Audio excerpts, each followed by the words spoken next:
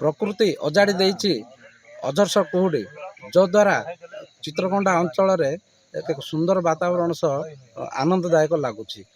ଯଦି ଦେଖିବା ତାପମାତ୍ରା ଟିକେ କମିଛି ସିନା, କୁହୁଡ଼ି ତ ପ୍ରବଳ ହେଇଛି, ତା ସହିତ ରାତି କଥା ଯଦି ଆମେ କହିବୁ ରାତିରେ ତାପମାତ୍ରା ଟିକେ କମୁଛି, ଶୀତ ବି ପ୍ରବଳ ହେଉଛି, ଯଦ୍ୱାରା ଲୋକ ନିଆଁର ଆଶ୍ରୟ ନେଉଛନ୍ତି। କିନ୍ତୁ ଦିନ କଥା କହିବା ଯଦି କୁହୁଡ଼ି ପ୍ରବଳ ସିନା ତାପମାତ୍ରା ଟିକେ ବୃଦ୍ଧି ପାଇଛି, ଯଦ୍ୱାରା ଘନ କୁହୁଡ଼ି ପ୍ରବଳ ହେଇଛି, ଆମେ ଦୂରକୁ ଦେଖିବା ଅସମ୍ଭବକର ହେଇଯାଉଛି।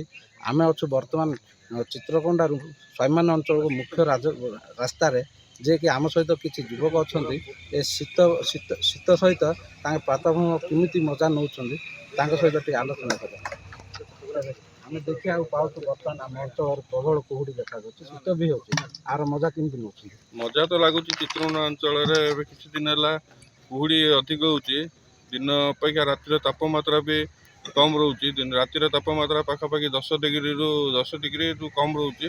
ଥଣ୍ଡା ତ ହେଉଛି ଭଲ, ଯାହାଦ୍ୱାରା ଦୈନନ୍ଦିନ ବ୍ୟବସ୍ଥାରେ ବି ଯାହାହେଲେ ଫରକ ପଡ଼ୁଛି। ଛୋଟ ପିଲାମାନେ ଟ୍ୟୁସନ୍ ସ୍କୁଲ ଯିବାରେ ଅସୁବିଧା ହେଉଛନ୍ତି, ବୁଢ଼ାବୁଢ଼ୀମାନେ ବି ଅସୁବିଧାର ସମ୍ମୁଖୀନ ହେଉଛନ୍ତି ଥଣ୍ଡା ପାଇଁ।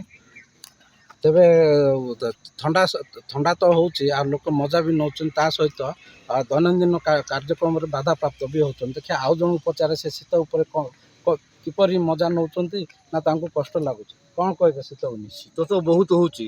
ବର୍ତ୍ତମାନ 8:30 ହେଲାଣି, ହେଲେ ବି କୁହୁଡ଼ିର ପ୍ରଭାବ ବହୁତ ଅଛି। ଲୋକ ଯିବା ଆସିବା ବି ବହୁତ ପ୍ରୋବ୍ଲେମ୍ ଅଛି, ଗାଡ଼ିର ଯିବା ଆସିବା ପ୍ରୋବ୍ଲେମ୍। ଯେଉଁ ଲେବର ମାନେ କାମ କରିବାକୁ ସେମାନେ ବି ବହୁତ ପ୍ରୋବ୍ଲେମ୍ର ଅସୁବିଧା ହେଉଛନ୍ତି, ବୁଢ଼ାବୁଢ଼ୀମାନେ ବି ପ୍ରୋବ୍ଲେମ୍ ହେଉଛି। କିନ୍ତୁ ଶୀତ ମଜା ଲାଗୁଛି। ତେବେ ଦେଖିବାକୁ ଗଲେ ବୁଢ଼ାବୁଢ଼ୀ ବା ଛୋଟ ପିଲା ସ୍କୁଲ ଟ୍ୟୁସନ୍ ଯିବା ବାଧାପ୍ରାପ୍ତ ହେଉଛନ୍ତି, କଷ୍ଟ ହେଉଛି ପିଲାମାନେ ସକାଳୁ ଉଠି ଟ୍ୟୁସନ୍ ଯିବାଟା। ତେବେ ଆଉ ଗୋଟେ ନିଆରା ଚିତ୍ର ଆମେ ବର୍ତ୍ତମାନ ଦେଖୁଛୁ। ଆମ ସହିତ ଜଣେ ଯୁବକ ଅଛନ୍ତି, ସେ ବିନା ଶୀତ ପୋଷାକରେ ଏଠାରେ ଆସି ବୁଲୁଛନ୍ତି। ତେବେ ତାହା ଜଣାପଡ଼ୁଛି ତାଙ୍କୁ ଶୀତଟା ମଜା ଲାଗୁଛି। ଆପଣ କ'ଣ ଶୀତଟା ମଜା ଲାଗୁଛି କି? ବହୁତ ମଜା ଲାଗୁଛି। କ'ଣ ମଜା ଲାଗୁଛି? ଅନ୍ୟମାନେ ଶୀତରେ ଗରମ ପୋଷାକ ପିନ୍ଧୁଛନ୍ତି, ଆପଣ ଦେଖୁଛୁ ଖାଲି ଦେହରେ ଅଛନ୍ତି। ମୋ ପିଲାବେଳଠୁ ଏମିତି ଖାଲି ପୋଷାକରେ ରହିବି, ଆଉ ଡେଲି ଏମିତି ସକାଳୁ ସକାଳୁ ବୁଲିବାକୁ ଗଲେ ଖାଲି ପୋଷାକରେ ଯିବି, ମୋତେ ବେଶୀ ମଜା ଲାଗିବ ଖାଲି ପୋଷାକ। ତେବେ ଯୁବକ କହିବା ଅନୁସାରେ ତାଙ୍କୁ ଖାଲି ଦେହରେ ଭଲ ଲାଗେ। ତେବେ ଏଥିରୁ ଯାହା ଜଣାପଡ଼ୁଛି ଶୀତ କାହାକୁ ଦେଉଛି ମଜା ତ କାହାକୁ ଦେଉଛି ସଜା। ଚିତ୍ରକୋଣ୍ଡାରୁ ରତ୍ନାକର ପ୍ରଧାନ।